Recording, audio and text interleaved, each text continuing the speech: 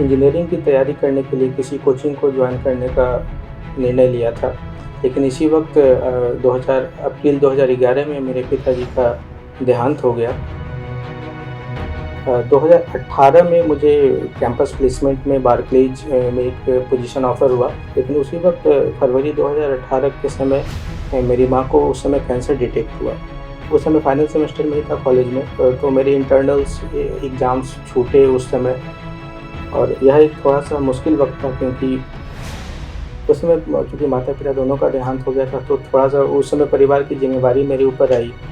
लेकिन फिर जनवरी 2019 में उसी महीने मेरा एक रोड एक्सीडेंट हुआ दिल्ली में मूलचंद हॉस्पिटल के पास में। दायाँ हाथ टूटा तो रिलेटिवली ये माइनर एक्सीडेंट था, लेकिन चूँकि मेरा दायाँ राइटिंग हैंड था, तो उससे मेरे थी मोबिलिटी रिस्ट्रिक्टेड हुई और पढ़ाई थोड़ी-सी वहाँ उस समय रिस्ट्रिक्टेड हो गई। अगला जो रुकावट खड़ी हुई वह थी लॉकडाउन। मार्च 2020 में कोरोना वैश्विक महामारी के कारण पूरे देश में लॉकडाउन लागू हो गया।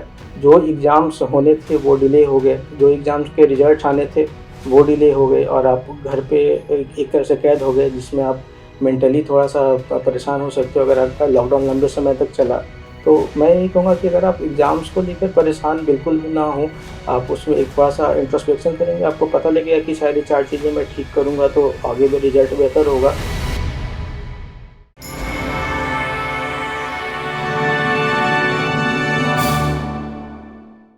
नमस्कार, मेरा नाम सत्यम कुमार है। दिल्ली नॉलेज ट्रैक के माध्यम से मुझे अपनी जर्नी आप लोगों के साथ साझा करने का अवसर मिला है। इसके लिए मैं दिल्ली नॉलेज ट्रैक का धन्यवाद करना चाहूँगा। मैं मूल रूप से बिहार के नालंदा ज़िले का निवासी हूँ। मेरी शुरुआती शिक्षा रामकृष्ण मिशन विद्यापीठ देवघर से हुई। 6ठी से 10वीं की पढ़ाई मैंने वहाँ की। उसके बाद आगे इंजीनियरिंग की तैयारी करने के लिए किसी कोचिंग को जॉइन करने का निर्णय लिया था। लेकिन इसी वक़्त अप्रैल 2011 में मेरे पिताजी का देहांत हो गया। पिताजी के देहांत के बाद परिवार की ज़िम्मेवारी माँ के सर पर आई, और हम लोगों ने आपसी निर्णय में यह डिसाइड किया कि आगे की पढ़ाई मुझे अभी अपने वर्तमान स्कूल में ही करनी चाहिए। और लेकिन इसके साथ एक समस्या थी कि हमारे विद्यालय में 11वीं में दाखिले का उस समय वक़्त ख़त्म हो गया था। ऐसे में मैंने उस समय मेरे विद्यालय के चीफ वार्डन थे स्वामी अति देवानंद, हम लोग उन्हें मोहन महाराज बुलाते थे। तो उन्हें मैंने कॉल किया और अपने परिवार की स्थिति के बारे में अवगत कराया। उन्होंने फिर हमारे विद्यालय के सचिव स्वामी सर्वगानंद उनके साथ चर्चा की, और वे मुझे एक सीट देने के लिए उस समय राज़ी हुए, और मैंने आगे की पढ़ाई 11वीं की अपने स्कूल में ही कंटिन्यू किया। 12वीं के बाद मैंने दिल्ली के Shri Ram college of commerce में इकोनॉमिक्स में ग्रेजुएशन करने के लिए एडमिशन लिया, और 2016 में मेरा ग्रेजुएशन कंप्लीट हुआ। 16 में ग्रेजुएशन करने के बाद मैंने फिर दिल्ली स्कूल ऑफ इकोनॉमिक्स में मास्टर्स में एडमिशन लिया, और साथ ही साथ प्रतियोगी परीक्षाओं की तैयारी शुरू की।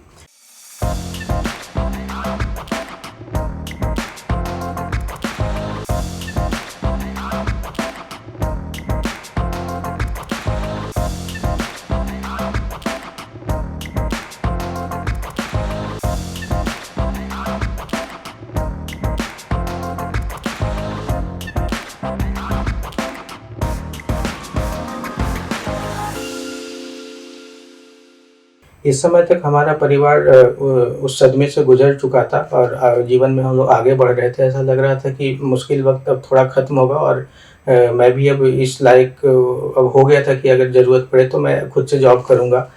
खैर ऐसे समय आगे बढ़ा।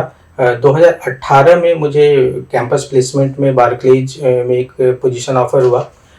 उस समय थोड़ा-सा मैं कन्फ्यूज़ था कि आगे इकोनॉमिक्स में ही आगे पढ़ाई करूँ, या सिविल सेवाओं की तैयारी करूँ, या फिर कुछ साल जॉब करूँ, उसके बाद आगे कोई निर्णय लूँगा। तो यह फरवरी 2018 की बात है। लेकिन उसी वक़्त फरवरी 2018 के समय मेरी माँ को उस समय कैंसर डिटेक्ट हुआ, और लेट स्टेज कैंसर डिटेक्ट हुआ। और यह एक प्रकार से बहुत बड़े सदमे की तरह आया, क्योंकि उस समय मैं कॉलेज में था, माँ और बहन दोनों होम टाउन में रहते थे। माँ का इलाज हम लोगों ने कराना शुरू किया, और इस दौरान में इलाज कीमोथेरेपी शुरू हुई, और इलाज चलता रहा। लेकिन मेरे इधर मैं उस समय फाइनल सेमेस्टर में ही था कॉलेज में, तो मेरे इंटरनल्स एग्ज़ाम्स छूटे उस समय। हमारे कॉलेज में इंटरनल्स एग्ज़ाम को आप आगे रिपीट नहीं कर सकते, अब फाइनल एग्ज़ाम्स आपको रिपीट करने का ऑप्शन मिलता है। उस समय मेरे प्रोफ़ेसर्स ने मेरी काफ़ी मदद की। उन्होंने मेरी स्थिति को समझा और कई बार मैंने उनसे आग्रह किया कि सर इस इंटरनल एग्ज़ाम को आप पोस्टपोन कर सकते हो मेरे लिए, तो मैं उसमें कभी बाद में अपीयर हो पाऊँगा। तो पूरे सेमेस्टर मैं शायद क्लासेस हार्डली कभी कर पाया और इंटरनल एग्ज़ाम्स भी लास्ट में जाके मैंने कैसे भी करके उस समय दिया था। फाइनल एग्ज़ाम्स मैं दे नहीं पाया, तो एक तरह से आप कहो कि उस समय मेरी डिग्री फाइनल सेमेस्टर में एग्ज़ाम्स नहीं देने के कारण रुकी। खैर इधर माँ का इलाज चलता रहा। सिस्टर उस समय क्लास 12th में थी और 12th जैसा कि बहुत लोग जानते होंगे कि it's a very important class, आपके करियर के लिए बहुत इंपॉर्टेंट है कि आप 12वीं में 11वीं अच्छे से करो ताकि आपको आगे किसी और अच्छे कॉलेज में एडमिशन मिले। तो हम लोगों ने अपनी बहन से इस बात को छुपाए रखा। अगस्त 2018 में कैंसर के कारण ही फिर मेरी माँ का देहांत हुआ और यह एक थोड़ा-सा मुश्किल वक़्त था क्योंकि मेरी उम्र उस समय मात्र 22 साल थी।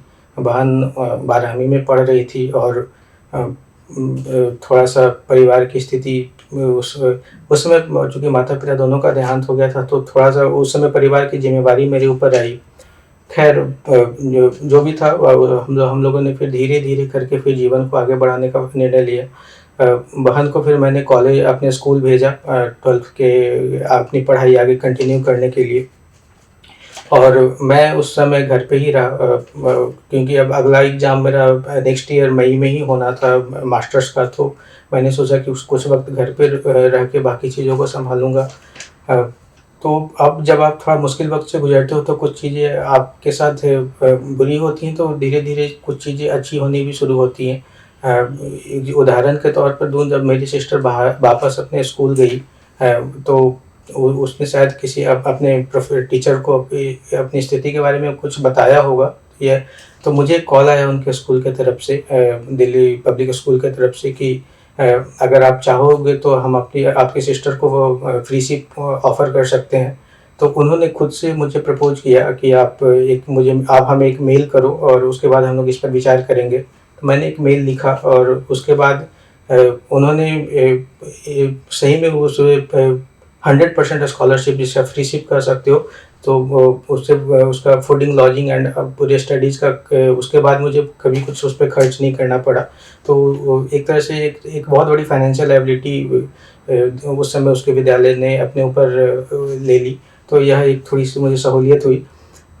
लेकिन कई लोग, फिर परिवार के कुछ लोगों ने मुझे सजेस्ट किया कि आप घर पर अभी रहकर क्या करोगे, आप दिल्ली चले जाओ, दिल्ली में आप अपनी तैयारी को आगे बढ़ाओ और पढ़ाई को जब आपकी कंप्लीट हो जाए तब आप इस बाकी चीज़ों के बारे में ध्यान देना। तो अ, इसी बीच तो मैंने सोचा कि शायद यह मैंने उनकी सलाह उस समय मानी और अक्टूबर 2018 में मैं फिर वापस दिल्ली आया। दिल्ली आने के बाद थोड़ा-सा अकेले रहने में मुझे उस समय डर लग रहा था क्योंकि इस इमोशनली भी मैं थोड़ा-सा परेशान था। ऐसे में चूँकि मैं लेकिन 2013 से 18 तक दिल्ली में अकेले ही रहता था, लेकिन उस समय मैं अकेले रहने को से मुझे थोड़ा-सा अंदर ही अंदर डर लग रहा था। तो मेरी एक कज़िन सिस्टर रहती हैं दिल्ली में और उनके साथ मैं 1.5 महीने रहा पहले। थोड़ा-सा स्टेबल हुआ, उसके बाद मैंने अ, अपने समय को थोड़ा-सा उस समय आप कहें कि डाइवर्ट करने के लिए कि आप हर समय एक ही चीज़ के बारे में नहीं सोचो, मैंने एक इकोनॉमिक्स ऑप्शनल की क्लासेस जॉइन की क्योंकि उससे आप क्लासेस करते हो तो कम से कम 2.5 घंटे आप क्लास में रहते हो, एक आपका दिमाग एक जगह कंसंट्रेटेड रहता है, आप आने-जाने में 1 डेढ़ घंटे करते हो, तो दिन के 3-4 घंटे आप कम से कम एक थॉट जो आपके दिमाग में बार-बार आता है, आप उससे दूर हटते हो। तो इस कारणवश मैंने उस समय क्लासेस जॉइन की और अपनी पढ़ाई को आगे बढ़ाया। 2018 के दिसंबर में मैंने उसके बाद पहली प्रतियोगी परीक्षा उस इस इन सारे घटनाओं के बाद दी। वो बिहार लोक सेवा आयोग की प्रारंभिक परीक्षा हुई और यूजीसी नेट का एग्ज़ाम हुआ। तो दोनों एग्ज़ाम दिसंबर 2018 में हुए। यूजीसी नेट की परीक्षा का परिणाम फिर 2019 के जनवरी में ही आ गया और उस परीक्षा में मुझे ऑल इंडिया रैंक 18 हासिल हुआ और यह बड़े मतलब मुझे अंदर काफ़ी खुशी हुई, लेकिन उस दिन मैंने पहली बार रियलाइज़ किया कि इतना अच्छा रिज़ल्ट मेरे पास मैं किसे बताऊँ, मतलब फर्स्ट टाइम मेरे पास वह फीलिंग आई कि आई डोंट हैव समबडी जिसको मैं इस रिज़ल्ट के बारे में बता सकता हूँ। और चूँकि जेआरएफ की परीक्षा थी, मास्टर्स कंप्लीट नहीं हुआ था, तो उस एग्ज़ाम को क्वालिफ़ाई करने से भी मुझे कोई बहुत फ़ायदा हुआ नहीं। तो वह रिज़ल्ट मतलब मुझ तक ही सीमित रहा, कुछ अपने दोस्तों के साथ शेयर किया मैंने। अ, फिर जनवरी 2019 में फिर, लेकिन उस रिज़ल्ट ने मुझे कॉन्फिडेंस दिया कि आपका बेस ठीक है, आप थोड़ा मेहनत करोगे तो आप जल्दी में भी कुछ और बेहतर कर लोगे। तो उस रिज़ल्ट का एक बहुत बड़ा कंट्रीब्यूशन है कि उसने मेरे कॉन्फिडेंस को थोड़ा बूस्ट किया। लेकिन फिर जनवरी 2019 में उसी महीने मेरा एक रोड एक्सीडेंट हुआ दिल्ली में मूलचंद हॉस्पिटल के पास में। रोड एक्सीडेंट थैंकफुली उतना क्रिटिकल नहीं हुआ, रोड एक्सीडेंट्स काफ़ी क्रिटिकल हो जाते हैं। मैंने खुद से कई रोड एक्सीडेंट्स को देखा है। तो लेकिन मेरा उस समय दायां हाथ टूटा उस रोड एक्सीडेंट में। दायां हाथ टूटा तो रिलेटिवली ये माइनर एक्सीडेंट था, लेकिन चूंकि मेरा दायां राइटिंग हैंड था तो उससे मेरे थोड़ी मोबिलिटी रिस्ट्रिक्टेड हुई और पढ़ाई थोड़ी सी वहाँ उस समय रिस्ट्रिक्टेड हो गई। तो अगले 2-3 महीने मैं अपने रूम पे ही रहा। उस समय मैंने ऑनलाइन रिसोर्सेज का इस्तेमाल किया अपनी पढ़ाई को कंटिन्यू करने के लिए। फिर अप्रैल मई में मेरी सिस्टर ने अपने क्लास 12th के एग्ज़ाम दिए। उसने काफ़ी अच्छा परफॉर्म किया। इतने उस स्थिति से गुजरने के बाद भी उसने लगभग 95% नंबर लाए अपनी 12वीं में, जो कि मेरे ख्याल से काफ़ी अच्छा परफॉर्मेंस किया उसने। और नीट की परीक्षा दी उसने। नीट की परीक्षा में भी उससे कुछ नंबरों से एक गवर्नमेंट मेडिकल सीट उसका रह गया उस साल, but given all the circumstances she did very well. मैंने फिर मई में अपनी मास्टर्स कंप्लीट की, जो मेरे पेपर्स लास्ट ईयर रह गए थे। तो उस प्रकार मई में मेरी बहन ने 12वीं की परीक्षा कंप्लीट की और मैंने अपने पोस्ट ग्रेजुएशन की पढ़ाई कंप्लीट की। जून में फिर हम दोनों दिल्ली से फिर बाहर बिहार आ गए और मैंने सोचा कि मेरी बहन चूँकि पढ़ाई में अच्छी है तो उसे एक और मौका देते हैं नीट की तैयारी करने का। तो मैंने जून में उसे फिर कोटा में एडमिशन दिलाया एलन इंस्टीट्यूट में, और उसने अपनी पढ़ाई वहाँ पे स्टार्ट की।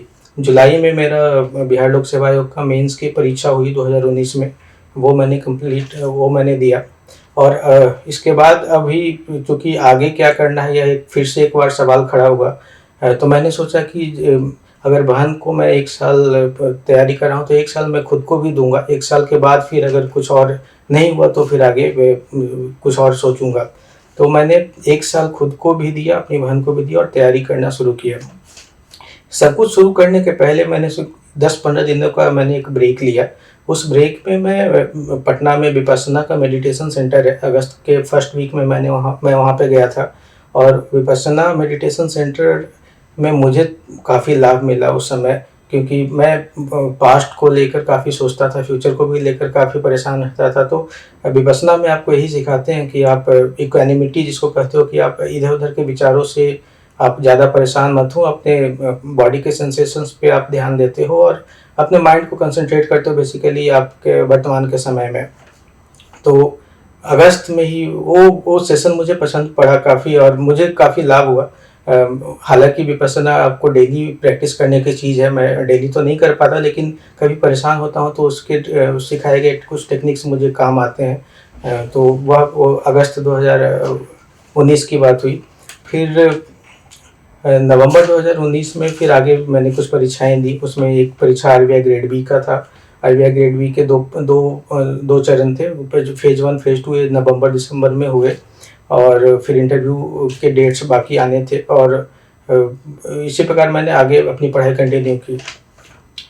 फिर मई फरवरी में मेरे ख्याल से फिर मैंने नाबार्ड ग्रेड ए का एग्ज़ाम दिया। वो भी इकोनॉमिक्स का ही एग्ज़ाम होता है, फेज 1 में उस समय फरवरी में हुआ। तो एक हिसाब से जिस पैटर्न पे मैं तैयारी कर रहा था, मैंने इकोनॉमिक्स ओरिएंटेड जितने भी एग्ज़ाम्स होते हैं उनको टारगेट किया मैंने। Indian economic services, RBI grade B, DEPR का एग्ज़ाम होता है इकोनॉमिक्स। नाबार्ड ग्रेड ए में एग्रीकल्चरल इकोनॉमिस्ट का पोस्ट होता है और सेबी में एक रिसर्च का प्रोफाइल होता है। तो अपने बेस पे मैंने देखा कि ये एग्ज़ाम्स हैं जिसमें शायद मैं जल्दी बेहतर कर पाऊँ, तो उन एग्ज़ाम्स को टारगेट करके मैंने अपनी तैयारी शुरू की। अगला जो रुकावट खड़ी हुई वह थी लॉकडाउन। मार्च 2020 में कोरोना वैश्विक महामारी के कारण पूरे देश में लॉकडाउन लागू हो गया। लॉकडाउन का बहुत नकारात्मक प्रभाव उस समय जो प्रतियोगी छात्र कर रहे थे उन पर काफ़ी पड़ा, क्योंकि जो एग्ज़ाम्स होने थे वो डिले हो गए, जो एग्ज़ाम्स के रिजल्ट्स आने थे वो डिले हो गए और आप घर पे एक तरह से कैद हो गए, जिसमें आप मेंटली थोड़ा-सा परेशान हो सकते हो अगर लॉकडाउन लंबे समय तक चला। ख़ैर यह एक फ़ेज़ था। उस समय मेरी सिस्टर भी कोटा में ही थी, वो फँस गई कोटा में क्योंकि कोटा से बिहार आने के लिए बसेज़ स्टार्ट में हुई नहीं, बाद में ट्रेन्स मई में मेरे ख़्याल से स्टार्ट हुई थी, तो वो ट्रेन के थ्रू वो लोग लौटे। तो मई 2020 में हम लोग घर पे ही थे, इंतज़ार कर रहे थे कब लॉकडाउन ख़त्म हो और आगे हम लोग आगे अपना जो भी परीक्षा होगी उसमें अपीयर होंगे। तो थोड़ा अनसर्टेनिटी था क्योंकि लॉकडाउन कब तक ख़त्म होगा और होगा भी तो आगे और कितना वक़्त किसी परीक्षा का परिणाम आने में लगेगा। तो मैंने सोचा कि अब आगे की पढ़ाई थोड़ा-सा मुझे कंटिन्यू करना चाहिए क्योंकि ऐसे घर पर बहुत दिनों तक बैठ नहीं सकते। तो मैंने उस समय देखा कि अपने बिहार में जो सबसे अच्छा इंस्टीट्यूट कौन-सा है, उसमें मैंने सोचा कि मैं पीएचडी में दाखिला लूँगा और आगे की पढ़ाई कंटिन्यू करूँगा। तो उस समय मैंने अपने समझ से मुझे लगा कि आईआईटी पटना जो भारतीय प्रौद्योगिकी संस्थान पटना है, उसमें मैंने पीएचडी के लिए अगस्त 2020 में दाखिला लिया और बाकी परीक्षाओं की मैंने सोचा कि जब तक एग्ज़ाम्स होंगे तब तक कम से कम मेरी पढ़ाई रुकेगी नहीं, कंटिन्यू रहेगी। फिर सितंबर में उस समय लॉकडाउन सितंबर के आसपास लॉकडाउन खुला और बाकी चीज़ें भी खुली। उस समय एग्ज़ाम्स हुए, मेरी बहन का नीट का एग्ज़ाम हुआ सितंबर में। उसने काफ़ी अच्छा किया, she got a rank under 2000 और आज वो देश के एक प्रतिष्ठित मेडिकल कॉलेज में अपनी पढ़ाई कर रही है। और अब अक्टूबर 2018 में ही मेरा आरबीआई ग्रेड बी का फिर इंटरव्यू हुआ और अक्टूबर में उसके परिणाम आए जिसमें मेरा चयन हुआ। तो एक प्रकार से यह 2 साल का एक जो स्ट्रगल फ़ेज़ था वह जाके अक्टूबर 2020 में थोड़ा-सा उस समय उसमें थोड़ा-सा उसमें मुझे सहारा मिला। और फिर उसके बाद मैंने और भी कुछ जो परीक्षा के फ़ेज़ 1, फ़ेज़ 2 दिए थे, सभी के मैंने बाद में इंटरव्यूज़ भी दिए। यह देख चूँकि काफ़ी मेहनत तो हो चुकी थी, तो मैंने सोचा कि फाइनल स्टेज भी देख ही लेते हैं क्या होता है। तो उस समय मैंने नाबार्ड ग्रेड ए का अपना इंटरव्यू दिया, आरबीआई बीपीएससी का 64th का इंटरव्यू दिया, तो दोनों में मुझे उस समय सफलता मिली। नाबार्ड ग्रेड ए में भी चयन हुआ और बीपीएससी की परीक्षा में मुझे 13वां स्थान हासिल हुआ। तो यह मेरी एक जर्नी है, जो आप इसे संक्षिप्त जर्नी कहो। अ, इस समय ने मुझे इस स्ट्रगल के फ़ेज़ ने मुझे काफ़ी कुछ सिखाया है। मैंने पीएचडी एकेडमिक्स में स्टार्ट कर किया था, लेकिन मैं मानता हूँ कि एकेडमिक पीएचडी काफ़ी ईज़ी होती है। आपको जब ज़िंदगी सिखाने को आती है तो 1 महीने में 3-4 पीएचडी करवा देगी आपको। तो ये जो फ़ेज़ है इसने मुझे काफ़ी कुछ सिखाया है। उस फ़ेज़ के बारे में मैं आप कुछ पॉइंट्स आपके बारे में मैं अपने अनुभव को शेयर करना चाहता हूँ। यह मेरा निजी अनुभव है, सोसाइटी के बारे में और इन जनरल लाइफ़ के बारे में। अगर आप इसे आप पूर्णतः मेरा निजी अनुभव माने, यह हो सकता है कि किसी और के साथ किसी प्रकार का भिन्न अनुभव हो। जो पहला चीज़ जो मैंने मैंने ऑब्ज़र्व किया है इन लाइफ़ की, जब आपका स्ट्रगल थोड़ा-सा लंबा खिंच जाता है, तो बहुत गहरे मित्र और रिश्तेदार भी आपके जीवन से आपके जीवन से हट जाते हैं। यह एक मैंने अपने लाइफ़ में एक्सपेरिमेंट यह होते हुए देखा है। 2018 में जब मैं दिल्ली स्कूल ऑफ इकोनॉमिक्स में पढ़ाई कर रहा था, उस समय मेरे मोबाइल में लगभग कितने आई थिंक 600 कॉन्टैक्ट्स हुआ करते थे।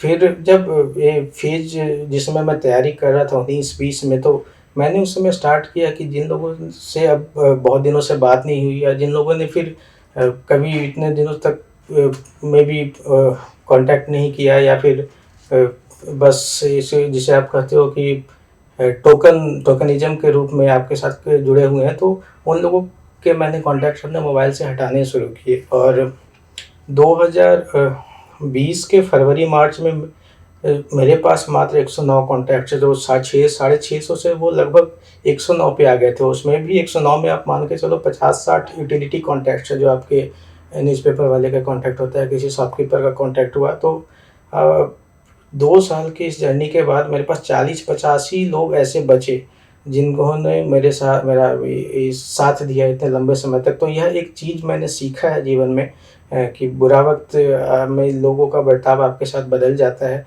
अभी पिछले 1 वर्षों में मैं आज के डेट में मैं आपको बता रहा हूँ, मेरे मोबाइल में कॉन्टैक्ट 518 हो गए हैं। यानी 1 साल में वह कॉन्टैक्ट 109 से बढ़कर 518 दोबारा हो गया है।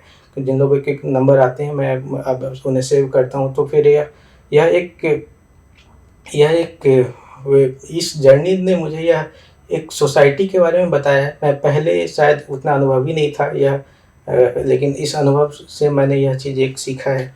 दूसरा चीज़ जो मैंने सीखा वह है कि फाइनेंशियल इंक्लूजन और फाइनेंशियल लिटरेसी का काफ़ी महत्व है।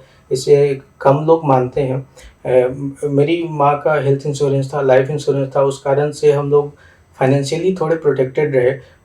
और मैंने देखा है कि कई लोग कोई गंभीर बीमारी से सामना होने के बाद वो वह फाइनेंशियली उन्हें तोड़ देता है। तो फाइनेंशियल लिटरेसी और फाइनेंशियल इंडिपेंडेंस आपके लिए बहुत ज़रूरी है, और इस कारण से मैं आज बहुत गर्व महसूस करता हूँ कि मैं एक ऐसी संस्था के लिए कार्य करता हूँ जो देश में वित्तीय आपका फाइनेंशियल इंक्लूजन को आगे बढ़ाने के लिए निरंतर प्रयासरत है। तो ये फाइनेंशियल लिटरेसी का महत्व और इंडिपेंडेंस का महत्व मुझे इस पीरियड ने सिखाया है। यह जो तीसरा जो चीज़ मैं आपके साथ शेयर करना चाहूँगा कि कभी-कभी इस फ़ेज़ में ऐसे बहुत टाइम आया कि मैं काफ़ी हताश हो गया था।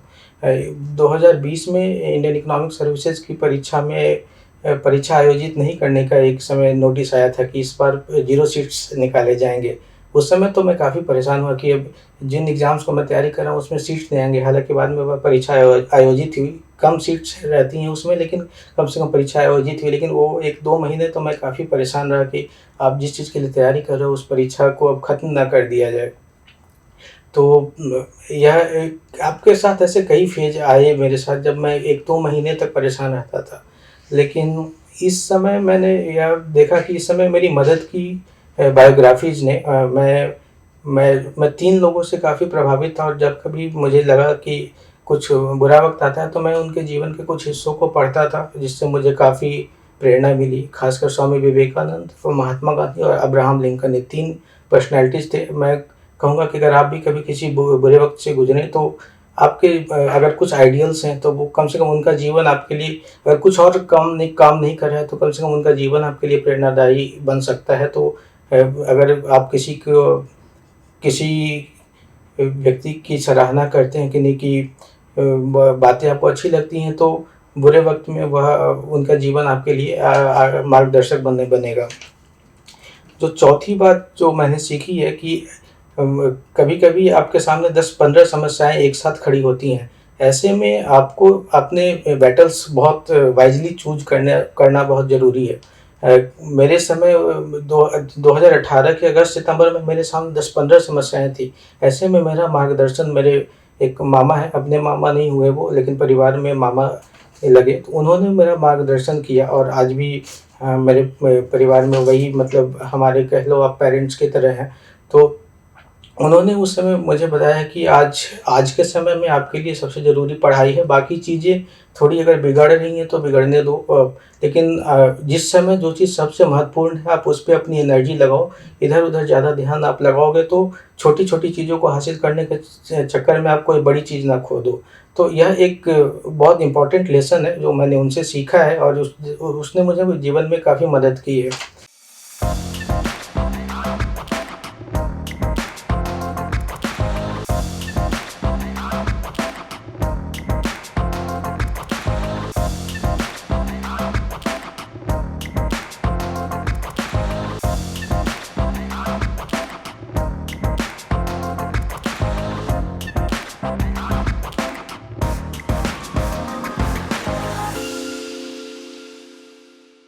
जो और 2 पॉइंट्स और मैं शेयर करूँगा। उसमें से एक पॉइंट है कि सोशल मीडिया का अपना एक रोल है, लेकिन मैंने अपने पिछले 2 साल में पाया है कि सोशल मीडिया आपका असली जीवन से थोड़ा-सा हटकर होता है। लोग अपने बेस्ट मोमेंट्स को आगे रखते हैं, और अब ख़ासकर आप जब बुरे दौर से गुज़रते हो तो मेबी आपको, अगर मैं ऐसे आप नकारात्मक तरीके से नहीं लें, लेकिन कभी-कभी वह आपको दुःख दे सकता है कि कोई आपका साथी जो आपके साथ था अ, वो आगे बढ़ रहा है। तो अगर आप थोड़ा-सा तैयारी कर रहे हो और थोड़ा-सा फ़ेज़ गड़बड़ है तो मेरी सलाह रहेगी कि आप सोशल मीडिया से थोड़ी दूरी बना लें। और जो अगली बात है कि कॉम्पिटिटिव एग्ज़ाम्स को लेकर जो तैयारी कर रहे हैं, तो मैं आपको कहूँगा कि अगर आप सिर्फ़ कॉम्पिटिटिव एग्ज़ाम को लेकर परेशान हैं तो बिल्कुल मत हों, क्योंकि ये चीज़ आपके हाथ में है। आज हो सकता है आपके एग्ज़ाम्स किसी कारणवश नहीं हो रहे हों, तो यह चीज़ आपके हाथ में है, कोई गलतियाँ हो रही हैं तो आप उसे इम्प्रूव कर सकते हैं। एट लीस्ट वो चीज़ें आपके साथ हैं, जीवन में हर चीज़ आपके हाथ में नहीं होती। जीवन ने मुझे लाइफ की सर्टेनिटी का थोड़ा सम्मान करना सिखाया है। तो मैं यही कहूँगा कि अगर आप एग्ज़ाम्स को लेकर परेशान बिल्कुल भी ना हों, आप उसमें एक थोड़ा-सा इंट्रोस्पेक्शन करेंगे, आपको पता लगेगा कि शायद ये 4 चीज़ें मैं ठीक करूँगा तो आगे भी रिज़ल्ट बेहतर होगा। तो अगर आपके पास सिर्फ़ और सिर्फ़ आपके पास टाइम है कि आप सिर्फ़ पढ़ाई कर सकते हो, तो आप बहुत भाग्यशाली हो। आप अपने समय का बहुत अच्छे से सदुपयोग करें। मैं आप अगर कहीं पे सफलता नहीं मिल रही है, तो वह आज नहीं तो कल ज़रूर मिलेगी। बाकी अंत में मैं यह कहना चाहूँगा कि जीवन थोड़ा-सा अनसर्टेन है। इस चीज़ को आप फैक्टर इन करके चलेंगे तो लाइफ़ थोड़ा-सा आपको आश्चर्यचकित कम करेगी। किसी कवि ने कहा है कि जीवन एक रंगमंच है, और मैं इस बात को अब काफ़ी अच्छे से मानने लगा हूँ कि जीवन एक सही सच में रंगमंच है, जिसमें हम सभी अपना किरदार अदा कर रहे हैं। बस फ़र्क इतना है कि आपका जो जीवन का रंगमंच है, उसमें हमें अपने किरदार की पटकथा मालूम नहीं होती। तो आज जो हो रहा है, कल क्या होगा इस बारे में, कल क्या होगा यह बिल्कुल भी नहीं पता। तो इस चीज़ को आप मान कर चलें। मेरे ख़्याल से जो चीज़ आपके हाथ में है, उसमें अपना बेस्ट देने का प्रयास करें। इसके साथ ही मैं अपनी बात ख़त्म करूँगा। धन्यवाद।